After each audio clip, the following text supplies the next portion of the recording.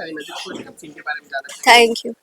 जहाँ हम देखेंगे कि बीवी कस में एक फंसी हुई है, जो बीवी को सच्चाई बता नहीं हो रही है और बता नहीं पाई, क्या कहना चाहूँगा आपसे? बेसिकली अभी अभी एक झूठ जो वो इतने सालों से छुपा रही थी कि वो नाबालिग है, वो एक झूठ उसने बोला। उसके बाद उसने सोच लिया था कि वो अपनी लाइफ में कोई झूठ नहीं बोलेगी, बट अभी वो यहाँ फंसी है कि उसके पापा सा ने उसके पापा सा ने ये सच्चाई बताई है कि जो उसके थानेदार सा है वो उनके अपने बेटे नहीं है।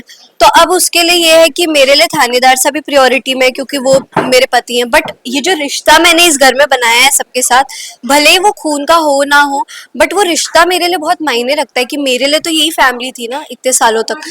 तो उसका ये है कि अब मैं कैसे बताऊं, और फिर वो बताने भी जाती है, लेकिन जब वो बताने जाती है तो वो देखती है थानेदार सा बहुत टूट जाते हैं।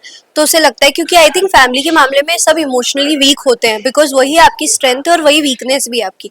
तो वो बहुत ऐसे हो जाती है कि अब मैं क्या करूं, तो वो थोड़ी कहानियां बनाने लगती है। और फिर वो जब उसको पता चलता है कि अभी तो मैं ये सच नहीं बता सकती, और अभी देखते हैं वो कब तक इस चीज़ को छुपा के रखती है और ये कैसे सच्चाई बाहर आती है और किस ग्रेस के साथ वो लोग इस चीज़ को हैंडल करते हैं। वेल वहीं पे देखा जाए कि दृष्टि भी छिप के बातें सुन रही है आप लोग भी, क्या कहना चाहोगे? क्योंकि दृष्टि का तड़का हमेशा हाँ, तो ये चीज़ होती है कि जब भी फैमिली में कुछ होता है तो बुलबुल को ये बात बहुत अच्छे से पता है कि सबसे ज़्यादा अगर कोई प्रॉब्लम क्रिएट करने वाली तो वो मेरी खुद की बहन है। तो सबसे पहले उसको घर में ही बहुत बच के और बहुत दिमाग के साथ उसे रहना होता है। तो इसलिए वो देखते रहती है कि कभी ऐसी कुछ प्रॉब्लम है तो कहीं मेरी बहन सुन तो नहीं रही है, बिकॉज शी नोज की इंटेंशन में प्रॉब्लम है उसकी बहन के। तो वो जैसे ही देखती है तो वो बोलती है आप क्यों हमारी बात सुन रहे हो, और वो उसे सुनने नहीं देती, बिकॉज ऐसे ही बुलबुल घर को बांध के रखती है, वो उस तरीके की है।